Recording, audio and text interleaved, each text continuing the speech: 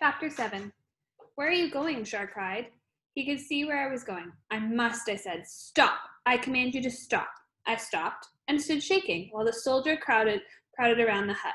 The swords pointed at the ogre, who glared at me and then turned back and retreated into the dim interior. Why did you listen to him? Shar asked. I was still having trouble with the child. He pulled his little beard and wiggling to escape.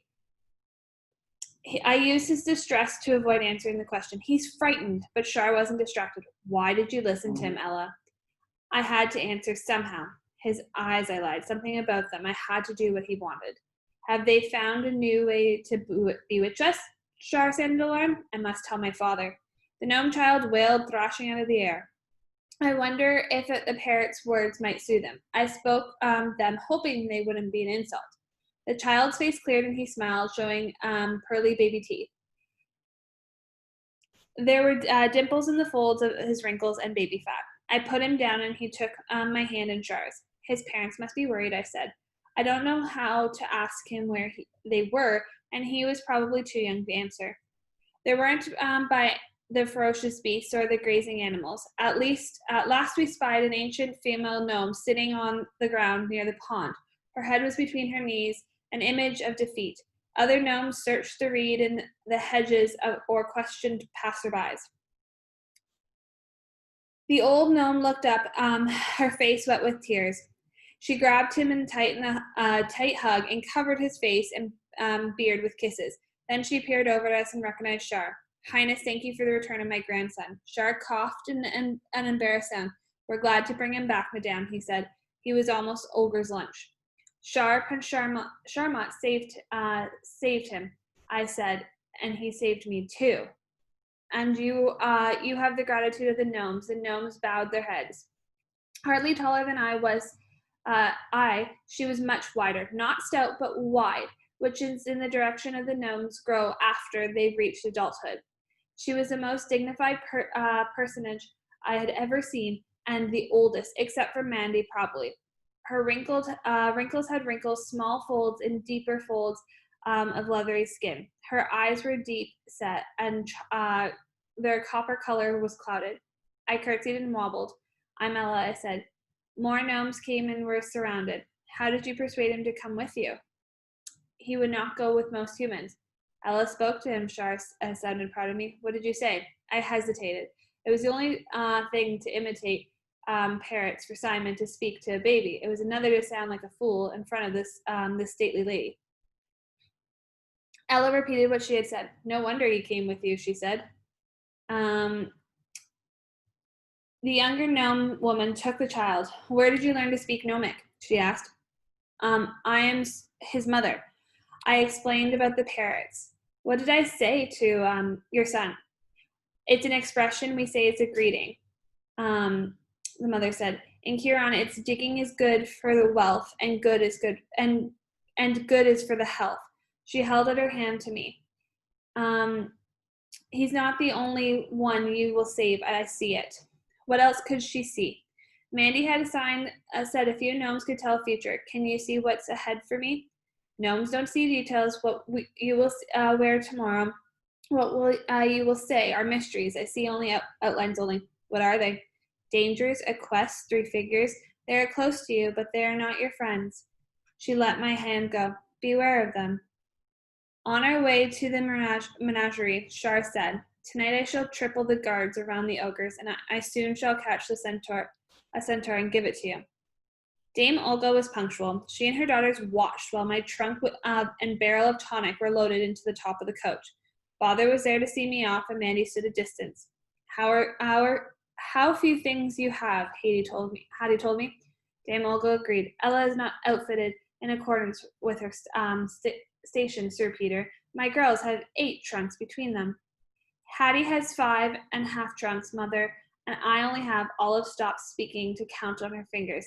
Less. I have less, and it's not fair. Father cut her in smoothly. It's most kind of you to take Ella with you, Dame Olga. I only hope she won't bother. Oh, she won't be a bother to me, Sir Peter. I'm not going. Father winced at the abbreviations. Dame Olga continued, with a coachman and 2 footmen, they will be safe from everything except ogres, and from ogresses I could offer a little protection. Besides, they'll have more fun without their mother. After a pause, father said, "Not old, never old, madame." He turned to me. I wish you a comfortable journey, child. He kissed me on the cheek. I'll miss you. Liar. A footman opened the coach door. Hattie and Olive were handed in. I ran to Maddie. I couldn't leave out with a last hug. Make them all disappear, please, I whispered. Oh, Ella, sweetie, you'll be fine. She clasped me hard. Eleanor, your friends are waiting, father cried. I climbed into the coach, stowing a small carpet bag in the corner, and we started to move. For comfort, I touched my chest where my mother's necklace was concealed. If she were alive, I wouldn't be rolling away from the home in the company of these creatures. I would never embrace a cook, Hattie shuddered. No, I agree. I agreed. What cook would let you? Hattie returned to an earlier subject. With so few belongings, the other girls will hardly know whether you're a servant or one of us. Why does your gown pucker in front? Olive asked. It's a necklace. Is that a necklace? Why would you wear it underneath your clothes? Hattie asked. It's ugly, Olive said. Is that why you hide it? It's not ugly. Show it to us. Ollie and I want to see it. In order. I brought it out. It didn't matter here. There was no thieves to steal it. Ooh, Olive said. It's nicer than Mama's best chain. No one would think you were a servant with that. It's very fine, although it's much too long for you. Hattie fingered the silver ropes. Olive, see how milky the pearls are? Olive's finger joined Hattie. Let go. I shifted out of her reach. We wouldn't hurt it. May I try it on? Mother lets me try on her necklace. I never hurt them. No, you can't. Oh, let me. There's a dear. In order. Do I have to? I asked as I slipped it out. I could have swallowed my tongue. Hattie's eyes glittered. Yes, you have to. Give it over. Just for a minute, I said, unclasping it. I didn't delay. There mustn't see me struggle against the curse. Fasten it around my neck. I did so. Olive, the order had been for her sister. Thank you, my dear. Hattie settled back in her seat. I was born to wear jewels like this. Let me try it, Ella, Olive said. When you're older, Hattie answered. But I had to obey. I tried desperately to ignore Olive's order, but all my complaints started. Churning stomachs, pounding temples, and shortness of breath. Let her have her turn, I said, through clenched teeth. See, Olive said. Ella says I can. I know it's best for you, Olive, and you and Ella are both too young. I lunged for her to unfasten the necklace before she had time to stop me. Don't give it to her, Ella, Hattie said. Return it to me. I did. Give it to me, Ella, Olive's voice said. Don't be so mean, Hattie. I snatched the necklace back from Hattie and passed it to Olive. Hattie stared at me. I could see her start to work out what happened. Mother wore the necklace to her wedding, I said, hoping to deflect the thoughts. And her mother. And are you always so obedient, Ella? Return the necklace to me. I won't let her, Olive said. Yes, you will, or I'll say that, see to that you get no dinner tonight. I took the necklace from Olive. Hattie fastened it around her neck and patted it complacency. Ella, you should give it to me. I would be a token of our friendship. We're not friends. Yes, we are. I'm devoted to you. Olive likes you too, don't you, Ollie? Olive nodded solemnly. I believe you will give it to me if I say you must. Do so, Ella, for friendship's sake. You must. No, I wouldn't. She couldn't have it. You can have it. The words burst out from me. Thank you. What a generous friend we have, Olive. She changed the subject. The servants were careless when they cleaned the coach. That dust ball is a disgrace. We shouldn't have to ride in this filth. Pick it up, Ella. An order I liked. I grabbed the dust on the ground, dust, and ground it into her face. It becomes you, I said, but the satisfaction was fleeting.